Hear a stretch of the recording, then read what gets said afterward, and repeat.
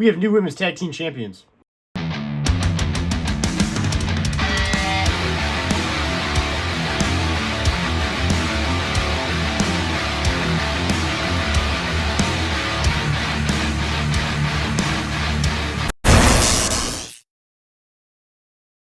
What's up, Jared over here today with the weekly set review of Stranger Things Monday Night Raw. So they kicked off the show with Corey Graves and Michael Cole being on the stage with a bunch of Stranger Things set up. It was kind of cool, and they set up how like, oh, it's just Stranger Things Monday Night Raw. It's like a crossover thing. It was kind of cool. I'm not a big Stranger Things fan, so it wasn't like the coolest thing for me, but even not being a Stranger Things fan, I still found it pretty neat.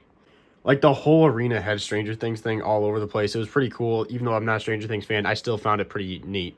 And then they kicked out the show with Rhea Ripley and Io Sky coming out to face the Kabuki Warriors for the Women's Tag Team Championships. This match, it wasn't half too bad. The match wasn't terrible. Like, it wasn't great. But I feel like we keep on seeing the same feud forever and forever. And personally, it's not really entertaining to me. So that's why I just find the matches not entertaining. Like, we saw a four-way tag match between Rhea Ripley, Io Sky, Charlotte Flair, and Alexa Bliss against the Kabuki Warriors and Nia Jax and Lash Legend on SmackDown. And just that wasn't entertaining. Then they have a 2v2 tag match with the tag titles. I just feel like it's the same thing every week. But the difference was Rhea Ripley and Io Sky won the tag team championships off the Kabuki Warriors. So we have new tag team champions. So hopefully it changes up.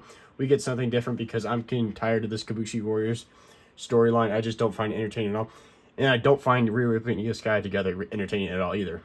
Then Adam Pearce told Gunther backstage he got to start being respectful and everything because he's been disrespectful to everybody ever since beating John Cena. Gunther comes out with a shirt that has a picture of John Cena tapping out. It says tap like a ... It's supposed to be tap like a bitch. And he goes on talking about how I made John Cena tap. And then AJ Styles music hits. AJ Styles comes down to the ring. And Gunther's like, oh, what is little AJ Styles going to do? AJ Styles slaps the shit out of Gunther. And then he gets in the face of Gunther. And he goes, that's right, you're a bitch. And AJ Styles walks off, going backstage. Then Gunther is pissed off backstage, yelling at Adam Pearce, I want AJ Styles next week. AJ Styles comes backstage. It's like, oh, you're going to go complain tattletale? Yeah, that's fine. Next week, AJ Styles versus Gunther on next Monday Night Raw. I cannot speak, I don't know why. But Gunther versus AJ Styles next week on Monday Night Raw. Which, this is interesting because I feel like Gunther's going to be the person that ends up retiring AJ Styles, which I don't like, but I feel like that's what it's going to eventually build to. I don't know when AJ's going to retire, but I feel like this is what this eventually will build to. Then Maxine Dupree, after all her training and everything to defend her Intercontinental Championship against Becky Lynch, and she comes up short.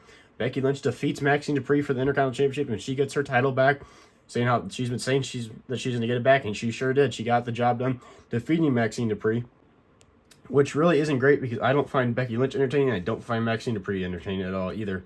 So it kind of is a lose-lose situation for me, at least.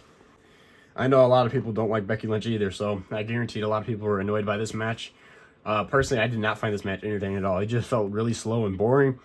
And Becky Lynch, honestly, I wasn't paying attention. I heard the 1, 2, 3, and then the bell ring. I'm like, oh shit, the match is over. I wasn't paying attention. Becky Lynch defeated Maxine Dupree, so I didn't quite see how she won. But Becky Lynch defeated Maxine Dupree, and she's the new Intercontinental Champion. Hopefully this second reign's way better than the first one. Then we had the Usos up in the crowd and everything, having their awesome entrance and everything. And then they put the whole entire tag division on notice, saying how they're the best tag team champions. If you want some, come and get some. Pulling the John Cena line, saying how they can take on anybody. And they also acknowledge AJ Styles and Dragon Lee for having a great match last week. But they're the new tag champs, and they are like pretty much, this is the bottom line. We're the best tag team. If you want to prove otherwise, come and get us, because we're the tag champs. It just felt like a little filler promo. It was short. It was a cheap pop for an entrance, and that was really it. Then we had Stephanie Vaquer come out and have an interview, and it seemed like she was going to vacate the Women's World Championship because she had a boot on. And she talked about how, even though she's injured, it's not going to stop her from being the Women's World Champion. And then she was attacked by Raquel Rodriguez. She beat the holy hell out of her. Security stopped her. They went backstage, and then Raquel attacked her again because when they were in the ring, she tried attacking that ankle with the chair. Went backstage and beat up her again. So clearly they're kind of writing her off for a little bit so she can heal up her foot. Clearly she hurt it in that match last week against Nikki Bella and Raquel Rodriguez. But she is not vacating the Women's World title. She is still champ, so I guess we'll see where this goes. Then we had Liv Morgan's first match back since returning since her injury. It was against Lila Valkyria. And she had Roxanne Perez on ringside. This match was going all right. It wasn't great. Then Bayley got involved because Roxanne Perez was trying to cheat for Liv Morgan. Bayley tries taking Roxanne Perez, but she ends up failing. Bayley gets her pretty much gets her ass beat by Roxanne Perez. Liv Morgan takes advantage of Lyra Valkyria that's distracted, picks up the victory. Liv Morgan celebrates. She's got her first win back since return.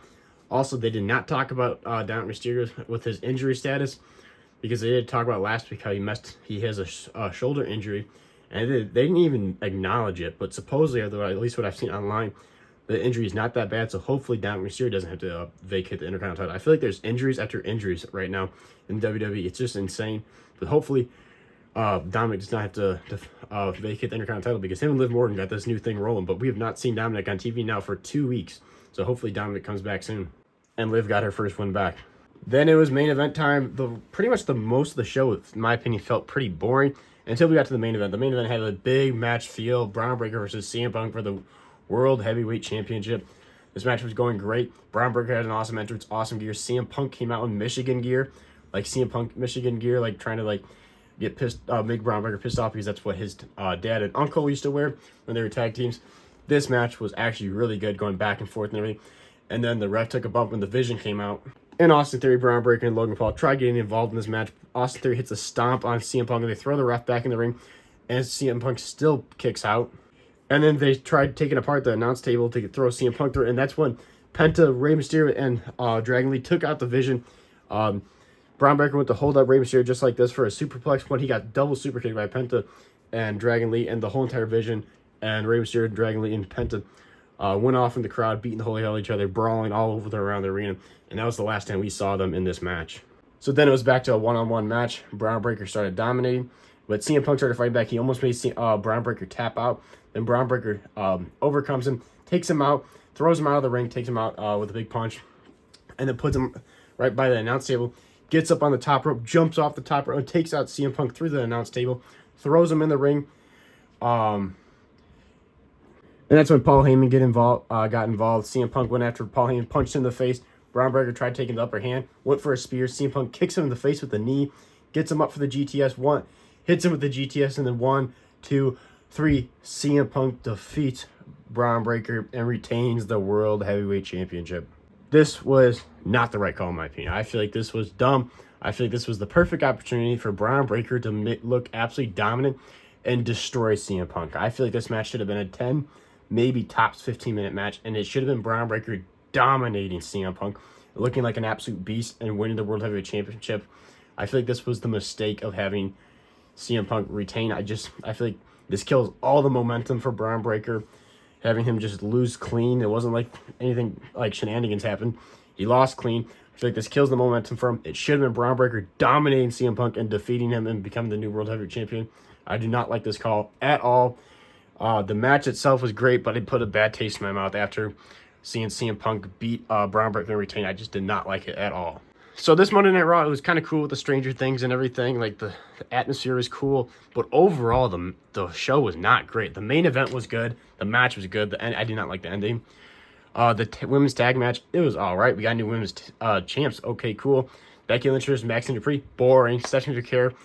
This building thing with Raquel Rodriguez, I do not see Raquel Rodriguez as a main eventer for the women's division. Now AJ Styles versus Gunther, this could cook right here. They both are hell of a wrestlers, so this could be a hell of a feud. I do like this. And Liv Morgan in her first win, it was a cheap little thing. I'm like, we had to get it happen, so I have no problem with this. It was a quick little win for her. And WWE has to stop spamming Jey Uso's entrance for cheap pops. It's so annoying. It's all they do. Like, they don't even do anything half the time. Like this week, they just came out and had like a 30-second promo, and they had a 5-minute entrance though. It's so stupid. All they do is cheap pops, so people get hyped and everything. But it's stupid. So I'm gonna give this Monday Night Raw a 3 out of 5. I almost want to give it a 2.5 out of 5, but the main event carried because it was a banger of a match. So that's my weekly set review of Monday Night Raw. Thank you guys for watching. Go check out my Instagram, which is all lowercase JRW Live, no spaces. Highly appreciate that. Also, go check out my TikTok, which is lowercase JRW_Live. I highly appreciate that as well. Thank you guys for watching. This is JRW Live. Make sure to like and subscribe so you don't miss any YouTube videos on this YouTube channel, because we post daily on this YouTube channel. We post either for sure a short every single day, but usually there's a video almost every day too. So stay tuned for some awesome content. Also, go check out my 2026 room tour video. Banger of a video. Go check it out. This is JRW Live. Thank you guys for watching. I'll see you guys in the next one.